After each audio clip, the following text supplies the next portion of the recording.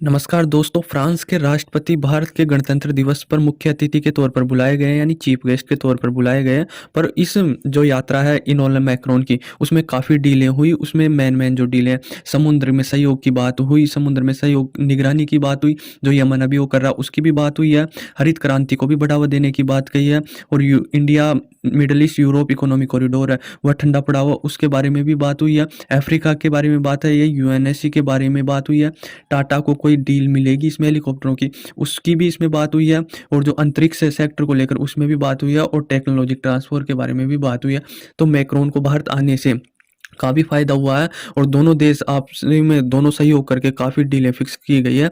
तो हम मैक्रोन के जो ये यात्रा है पूरी शुरू से शुरू करते हैं, कहाँ-कहाँ गए इलोन मैक्रोन, और ये मैंने आपको सेक्टर बताए इसमें क्या-क्या मतलब सहयोग हुआ है और किस प्रकार से डीलें हुई है। तो हम 25 तारीख को इलोन मैक्रोन भारत के जयपुर शहर में आए थे, और जयपुर शहर में पूरा में जो ऐतिहासिक इमारतें हैं उनका भ्रमण किया। उसमें आमेर महल है, जंतर मंतर है, हवा महल है, और जयपुर का जो प्रकोटा है उसका भ्रमण किया। भ्रमण ये नरेंद्र मोदी के साथ, और इसमें एक रोड शो भी शामिल है जिसमें नरेंद्र मोदी और इमैनुअल मैक्रोन दोनों साथ में रोड शो जनता को संबोधित किया था। तो यह मतलब जयपुर में आने का यही कारण था कि जो पेरिस और जयपुर की बनावट है, स्ट्रक्चर है, वह सेम है। तो इसलिए भारत का पेरिस जयपुर को कहा जाता है, क्योंकि पेरिस की बनावट और जयपुर की बनावट एक जैसी है। इसीलिए इमैनुअल मैक्रोन जयपुर में घूमने आए थे।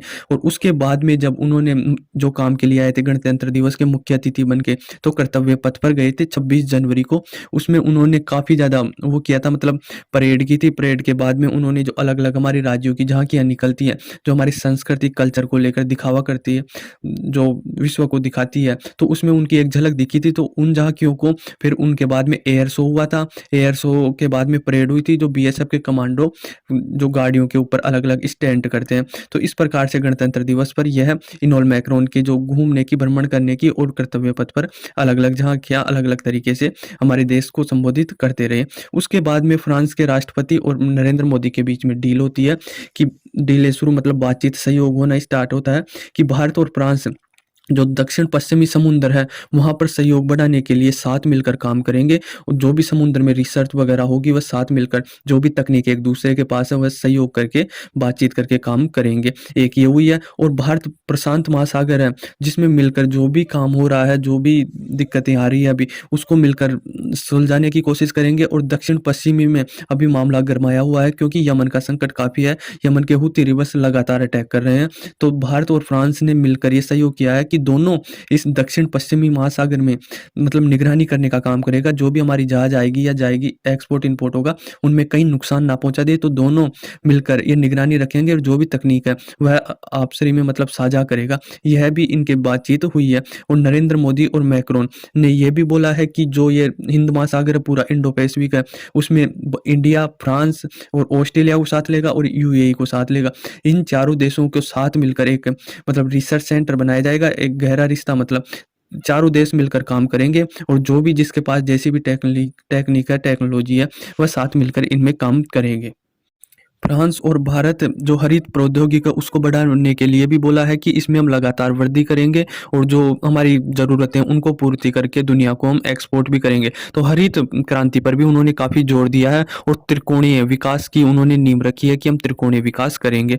तो इसमें भी एक बहुत बड़ा कदम है भारत और फ्रांस का हरित क्रांति में। फिर उन्होंने ये बोला है कि जो अभी हमारे G20 समिट हुआ था, उसमें हमें एक प्रोजेक्ट दिया था कि India middle east Europe economic corridor बनाएंगे, जो एशिया को यूरोप से कनेक्टिविटी करेंगे। तो यह मतलब ये इजराइल और हमास का युद्ध, जो गाजा में युद्ध चल रहा, उसके कारण ये ठंडे बस्ते में चला गया। तो उसको लेकर भी फ्रांस के राष्ट्रपति ने बोला है कि ये जो ठंडा पड़ा हुआ है, इसको भी हम लगातार मतलब वो करेंगे, और जो भी इसमें हो सकता है इम्प्रोवाइज हो सकता है, और जो जल्द से जल्द ये प्रोजेक्ट शुरू हो जाए, इसके बारे में भी हम लगातार बातचीत करते रहेंगे। तो और ये अमेरिका का राष्ट्रपति का तो कहना भी यही था कि जो India middle east Europe economic corridor है, इसके कारण ही इजराइल और हमास का युद्ध स्टार्ट हुआ है।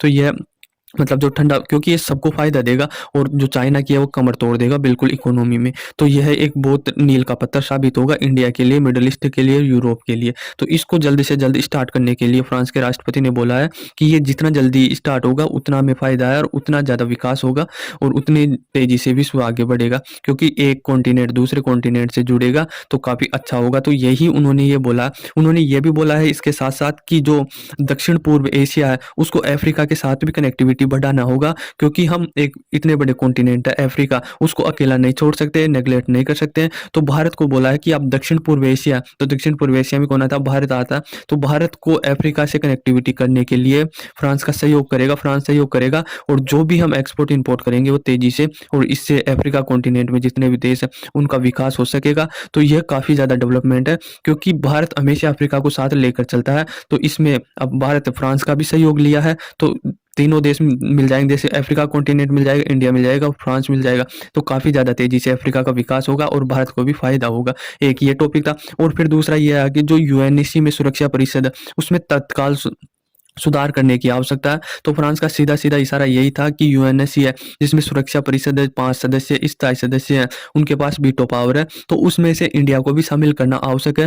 फ्रांस का सीधा-सीधा है, और फ्रांस ने बोला है कि हम भारत को उस 5 सदस्य में शामिल, स्थायी सदस्य में शामिल करने के लिए तैयार है, और हमें मतलब जो भी है कार्रवाई, हमें कोई दिक्कत नहीं है इससे। हम इसका समर्थन करते हैं भारत का, कि भारत अब वैश्विक ताकत बन चुका है, उसकी इकोनॉमी भी अच्छी है, आर्मी भी अच्छी है, और जो उसके विश्व को लेकर विचार है वह भी काफ़ी अच्छे हैं। तो भारत को स्थायी सदस्यता मिलनी चाहिए, और इसमें फ्रांस उनके साथ है। तो ये सीधा-सीधा फ्रांस पहले भी साथ था, अरब भी साथ है, बस टांग कौन अड़ता? चाइना अड़ा रहा है। बाकी 4 देश हैं वह भारत का समर्थन करते हैं कि भारत को स्थायी सदस्यता मिल जाए, पर चाइना नहीं चाह रहा। पर ये लगातार चीज़ें बढ़ती जा रही है। अभी इलोन मस्क ने भी बोला है कि भारत को मिलाओ, वो स्थायी सदस्यता दो। नहीं, इसका कोई मतलब नहीं है, क्योंकि हम 17% आबादी वाले वो हैं। तो ये फ्रांस जो समुद्र को लेकर ये काफ़ी ज़्यादा ये डीलें हुई है, तो डिफेंस को लेकर भी काफ़ी, और जो अंतरिक्ष को लेकर भी काफ़ी ज़्यादा डीलें हुई है। उन्होंने टाटा के साथ हेलीकॉप्टर बनाने का, और जो एयरबस है उनको निर्माण के लिए भी एक डील वो हुई है।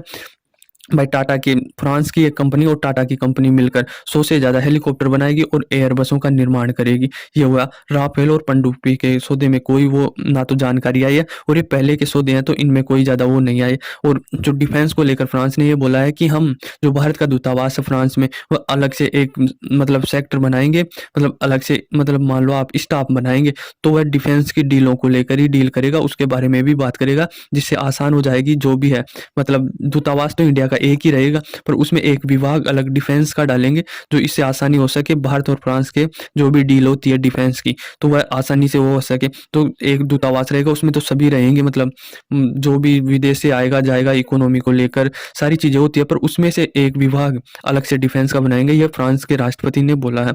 साइंस एंड टेक्नोलॉजी के बारे में बताया कि जो उपग्रह है, उपग्रह जो सैटेलाइट लॉन्च करेंगे, उनके साथ जो न्यू स्पेस है इंडिया, एक कंपनी है, प्राइवेट कंपनी है न्यू स्पेस इंडिया करके, और एरिन स्पेस इंडिया करके 2 कंपनियां उसके साथ उपग्रह निर्माण करेगी, और उसके साथ ही काफ़ी डीलें होगी। देखो इसरो इंडिया जो अंतरिक्ष के सेक्टर में काफ़ी ज़्यादा इम्प्रोवाइज कर चुका है, और इंडिया मतलब डेवलप हो चुका है।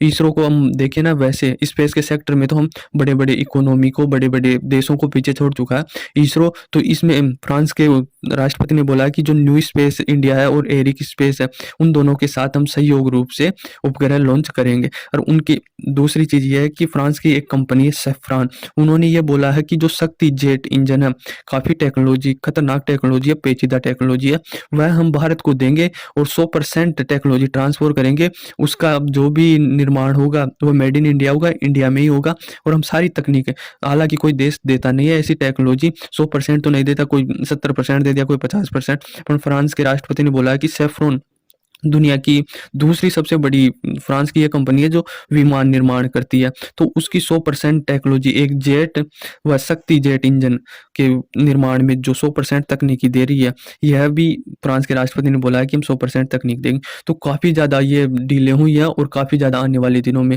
फ्रांस और भारत के रिलेशन आगे बढ़ेंगे, और ये फ्रांस के राष्ट्रपति के आने से काफ़ी फायदा मिला है। फ्रांस और भारत हर सेक्टर में अपना सहयोग दे रहे हैं, एक दूसरे को टेक्नोलॉजी ट्रांसफर हो, कोई भी सेक्टर हो उसमें साथ मिलकर काम कर रहे हैं। तो आने वाले दिनों में भारत और फ्रांस की जो दोस्ती है वो और भी मजबूत हो जाएगी। और हमारे विदेश मंत्री ने जो कहा था ना कि भारत मतलब राम है ना तो लक्ष्मण जैसा भाई फ्रांस है, तो फ्रांस को इस प्रकार से रिश्ते हैं कि राम लखन का रिश्ता है ना, जो ही भारत फ्रांस का रिश्ता है, मतलब वह हमारे शास्त्र के अनुसार लक्ष्मण का जो रोल है वह फ्रांस को दिया है, और फ्रांस बखूबी उसको निभा रहा है, और हमारी दोस्ती इससे काफ़ी ज़्यादा गहरी हो जाएगी। तो आई होप आपको समझ में आया होगा। धन्यवाद।